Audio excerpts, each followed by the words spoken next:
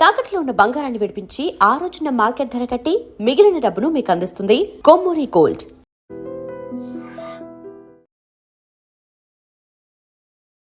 శ్రీమాత్రే నమః. శ్రీ గురుభ్యో నమః. మే 15 నుండి 31 వరకు ద్వాదశ రాశుల వారికి కూడా గోచార రీత్యా విద్యార్థులకు, గృహిణులకు, వ్యాపారస్తులకు, రైతులకు, రాజకీయ నాయకులకు, వృద్ధాప్యంలో ఉన్న వారికి విడివిడిగా ఎలా ఉండబోతుంది, ఏ గ్రహ సంచారం వల్ల వీరికి ఇబ్బంది కలుగుతుంది అనేటువంటి విషయాల్ని ఇప్పుడు మనం తెలుసుకుందాం. ధనుసు రాశి వారికి సంబంధించి మే 15 నుండి 31 వరకు ఎలా ఉండబోతుంది అనే విషయాన్ని ఇప్పుడు మనం తెలుసుకుందాం. ధనుసు రాశి వారికి సంబంధించి ప్రస్తుతం గురువు 6వ స్థానంలో, శని ఈ యొక్క మీనంలో సంచారం చేయడం, ఈ యొక్క గ్రహ సంచారంలో భాగంగా ఈ యొక్క వివరాలు చూసుకున్నట్టయితే ఈ ధనుసు రాశి వారికి సంబంధించి విద్యార్థులకు సంబంధించి చదువు పట్ల ఆసక్తి ఉన్నప్పటికీ రాహుగ్రహ ప్రభావం వలన ఈ యొక్క ధనుస్సు రాశి వారికి తృతీయ స్థానంలో ఉన్నటువంటి రాహుగ్రహ ప్రభావం వలన ఏకాగ్రత లోపించే అవకాశం ఉంది. కొత్త విషయాలు నేర్చుకోవడానికి ఉత్సాహం చూపుతారు. అయితే కష్టపడితేనే ఫలితం అనేటువంటిది ఖచ్చితంగా దక్కుతుంది. పరీక్షల సమయంలో అనవసరమైనటువంటి అక్కర్లేనటువంటి వాటిపైన ఫోకస్ పెట్టడం వల్ల సమయం వృధా అయ్యేటువంటి అవకాశం ఉంది. ప్రతిరోజు కూడా మేధా దక్షిణామూర్తి స్తోత్రం పఠించడం మంచిది. దక్షిణామూర్తిని స్మరించడం వలన ఏకాగ్రత కూడా పెరుగుతుంది. ఉద్యోగస్తులకు సంబంధించిన విషయానికి వస్తే ఉద్యోగంలో బాధ్యతలు పెరుగుతాయి. మీ సామర్థ్యాన్ని నిరూపించుకోవడానికి గట్టి పోటీ ఎదురవుతుంది. సహోద్యోగుల విషయంలో కొంత సమన్వయం పాటించడం మంచిది. బదిలీలు కోరుకునేటువంటి వారికి అనుకూలంగా సూచనలు ఉన్నాయి. మీ పనిని వేరొకరు క్రెడిట్ తీసుకోవడానికి ప్రయత్నించవచ్చు. కాబట్టి మీ పనులను పక్కాగా డాక్యుమెంట్ చేసుకొని ఉంచడం మంచిది. మీ మెయిల్స్, మీకు సంబంధించినటువంటి ఇంటిగ్రిటీ ఉన్నటువంటివన్నీ కూడా చేసుకొని అన్ని రూపుదిద్దుకొని పెట్టుకుంటే మంచిది. గురువారం రోజున దత్తాత్రేయ స్వామిని దర్శించడం కోసం వీలైతే శనగల దండ కూడా స్వామివారి మెడలో వేయడం చాలా మంచిది.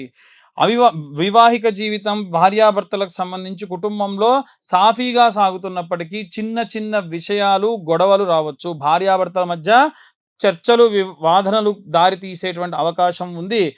ఆర్థిక విషయాల్లో పరస్పర అవగాహన కూడా అవసరం. పిల్లలు చదువు లేదా పెళ్లి విషయంలో ఇద్దరి మధ్య భిన్నాభిప్రాయాలు, భేదాభిప్రాయాలు వచ్చే అవకాశం కూడా కనిపిస్తుంది. ప్రతి శుక్రవారం కూడా ఇంట్లో మహాలక్ష్మి అష్టకం పఠించడం అన్యోన్య దాంపత్యానికి అమ్మవారు సూచిస్తుంది. వివాహం కోసం ఎదురు చూసేవారు వివాహ ప్రయత్నాల్లో చురుకుదనం పెరుగుతుంది. మంచి సంబంధాలు వస్తాయి. అలాగే వచ్చిన సంబంధాలు ఏదో ఒక చిన్న చిన్న ఆటంకాలు ఎదురవుతూనే ఉంటాయి. ఓపికతో ప్రయత్నిస్తే సఫలీకృతం కూడా అవుతాయి. అయితే సంబంధం నిశ్చయమయ్యేటువంటి దశలో మాటల పట్టింపులు లేదా పెద్ద మనిషిగా వ్యవహరిస్తున్నటువంటి వారి వల్ల వచ్చేటువంటి మాట పట్టింపుల వల్ల వచ్చే చిన్న చిన్న ఇబ్బందులు వచ్చే అవకాశం ఉంది. మధ్యవర్తుల ద్వారా జాగ్రత్తగా డీల్ చేయండి. గురువారం రోజున గురు రాఘవేంద్ర స్వామి ఆరాధన లేదా గురుచరిత్ర పారాయణం చేయడం చాలా మంచిది. రైతులకు సంబంధించి వ్యవసాయ రంగంలో శ్రమ అధికంగా ఉంటుంది. పెట్టుబడుల విషయంలో ఇతరుల సలహాల కంటే సొంత ఆలోచనలే మీకు మంచి మేలు చేస్తాయి. వాతావరణాన్ని బట్టి మీరు పంట ఎలా పండించాలని మీకు బాగా తెలుసు. వాటి యొక్క వాతావరణ మార్పుల వల్ల స్వల్ప నష్టాలు ఉండే అవకాశం ఉన్నాయి. కాబట్టి అప్రమత్తంగా ఉండండి.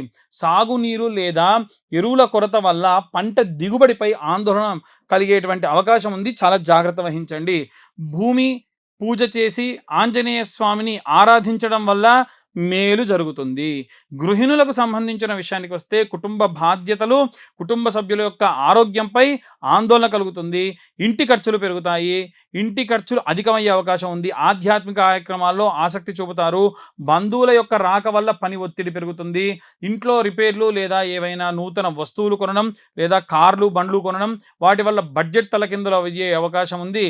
లలితా సహస్రనామ పారాయణం చేయడం వల్ల లలితా సహస్రనామ పారాయణం చేస్తే మనస్ఫూర్తిగా అమ్మవారు కూర్చున్నట్టుగా భావించి మీరు పారాయణం చేయాలి. దానివల్ల మనస్సు ప్రశాంతత కలుగుతుంది, కుటుంబ సౌఖ్యం కలుగుతుంది. రాజకీయ నాయకులకు సంబంధించి మీ మాటకు సమాజంలో విలువ పెరుగుతుంది.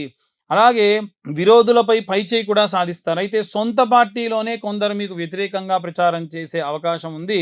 ప్రయాణాల్లో జాగ్రత్త ఖచ్చితంగా అవసరం. బహిరంగ సభలలో, ఇంటర్వ్యూలలో మీరు చేసేటువంటి వ్యాఖ్యలు వివాదాస్పదమయ్యే ప్రమాదం ఉంది. అనుచిత వ్యాఖ్యలు చేసేటప్పుడు చాలా జాగ్రత్తగా ఉండండి. అసలు అనుచిత వ్యాఖ్యలు ఎక్కడ చేయకండి. ఆచితూచి మాట్లాడండి. సూర్యాష్టకం పఠించడం లేదా శివారాధన చేయడం వల్ల రాజకీయంగా ఎదుగుదల అనేటువంటిది ఉంటుంది. సినిమా, మాస్ మీడియా రంగాలు నూతన అవకాశాలు తలుపు తడతాయి.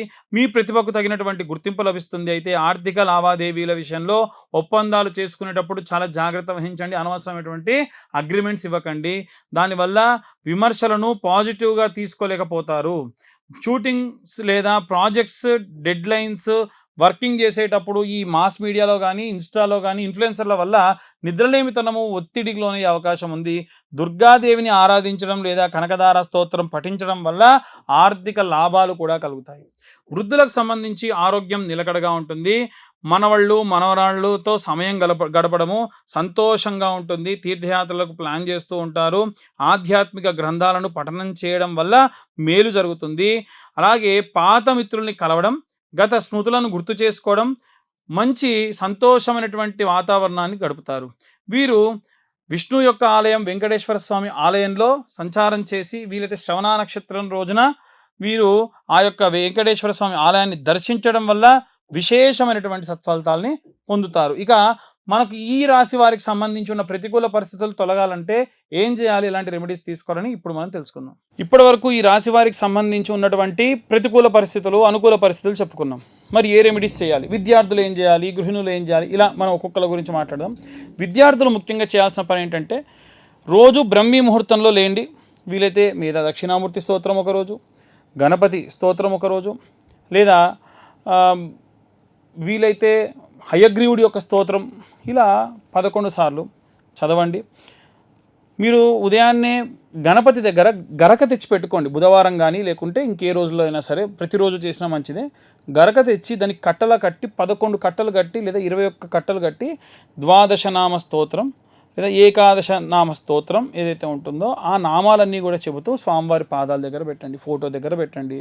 సంకష్టి హోమాలు జరిగినప్పుడు అమ్మగారికో నాన్నగారికో తీసుకెళ్ళి హోమంలో లేకుంటే పూర్ణాహుతిలో వేయమనండి, చాలా మంచిది. ఒకటి.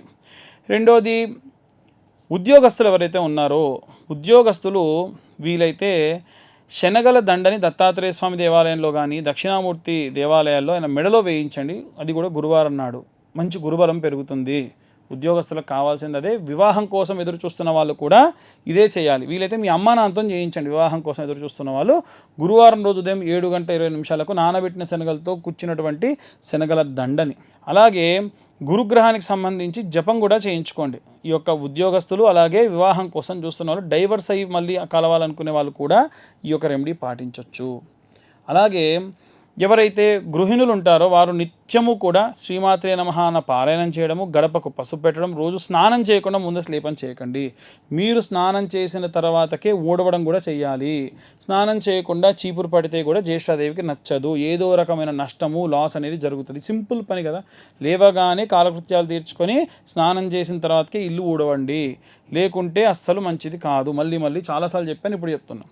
గడప పూజించుకోండి, గడప పసుపు పెట్టుకోండి, దేవుడి దగ్గర దీపారాధన చేయండి. భార్యాభర్తల మధ్యలో గొడవ ఉంటే భర్తతోని ఎంత గొడవ ఉన్నా సరే తీసుకొచ్చి సాయంత్రం సమయంలో దీపారాధన చేయండి. ఆవు నెయ్యితో కానీ, విప్ప నూనెతో కానీ, సంపెంగ నూనెతో కానీ ఎర్రటి ఒత్తులుగా చేసి, కుంకుమతో చేసినటువంటి ఎర్రటి ఒత్తులతో దీపారాధన చేస్తే మంచిది. అలాగే వ్యాపారస్తులు బుధవారం రోజు ఆవుకు గడ్డి, పచ్చి గడ్డి కనుక నైవేద్యంగా సమర్పించడం, అరటిపళ్ళు పెట్టడం, దాని ఆరోగ్యానికి సంబంధించిన వ్యాక్సిన్ వేయించడం కూడా చేస్తే ఉన్నత వ్యాపారాభివృద్ధి కలుగుతుంది. ఇవే కాకుండా ఇక ఎవరైనా సరే వివాహం కోసం చూస్తున్నటువంటి వాళ్ళు ఉంటే గనక కన్యాపాష్పతం, వరపాష్పతం లాంటి హోమాలు చేయడం జరుగుతుంది. కింద నా నెంబర్ ఉంటుంది, కావాలంటే నెంబర్ కాంటాక్ట్ చేయొచ్చు. ప్రతి నెల 2వ అలాగే ఆఖరి మంగళవారంలో ఈ యొక్క కన్యావర పాష్పత హోమాలు చేస్తున్నాం. వివాహం కాని వారి కోసం ఈ యొక్క రుక్మిణి కళ్యాణం కానివ్వండి, కన్యావర పాశుపతాలు కానివ్వండి చేయించుకుంటే చాలా మంచిది. అవన్నీ కూడా మా ఆధ్వర్యంలో జరుగుతూ ఉంటాయి. ఇవే కాకుండా అవుట్ ఆఫ్ కంట్రీ వెళ్ళాలనుకునే వాళ్ళు కానీ, పొలిటీషియన్స్ కానీ ఆదిత్య హృదయం లేదా అరుణ పారాయణం చేయించడం చాలా మంచిది. రాజశ్యామల అమ్మవారికి సంబంధించినటువంటి యాగం చేయడం కూడా మంచిది.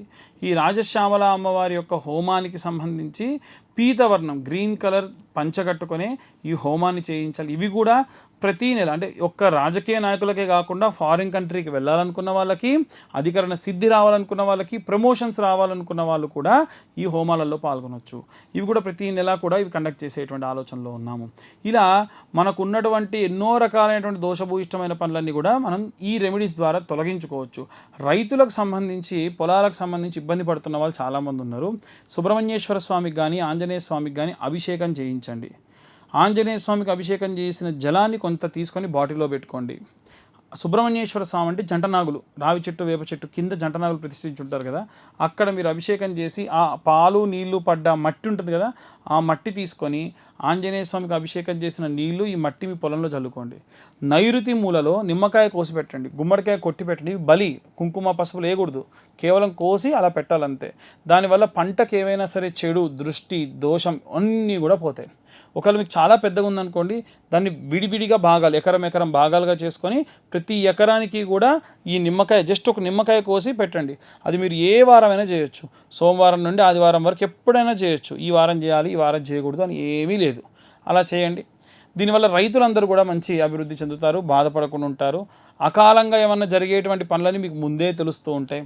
వృద్ధులు ఎవరైతే ఉంటారో వారందరికీ నేను పదే చెప్పాను, విష్ణు సహస్రనామ పారాయణం కానీ, అలాగే వెంకటేశ్వర స్వామి యొక్క గోవింద నామాలు కానీ చదవడం మంచిది. భార్య భర్త ఇద్దరు కూడా కూర్చొని రోజు సాయంత్రం పూట ఏదో ఒక స్తోత్రం కలిసి చదవడం వల్ల విశేషమైనటువంటి లక్ష్మీ కటాక్షం కలుగుతుంది. డబ్బు కోసం ఇబ్బంది పడుతున్న వాళ్ళకు కూడా ఇబ్బందులన్నీ కూడా పోతాయి. ఇక ఇవన్నీ కూడా గోచార రీత్యా చెప్పేటువంటి విషయాలు మాత్రమే. ఇన్ డీటెయిల్గా జాతకం కావాలనుకున్న వాళ్ళు మీ పేరు, మీ date of birth, time, place కింద ఉన్న నెంబర్కి వాట్సాప్ చేస్తే డీటెయిల్డ్గా 60-70 పేజీల్లో జాతకం మీకు చాలా విపులంగా ఇవ్వడం, తర్వాత డీటెయిల్గా దాని గురించి మాట్లాడడం కూడా జరుగుతుంది. సర్వే జనా సుఖినో భవంతు. స్వస్తి.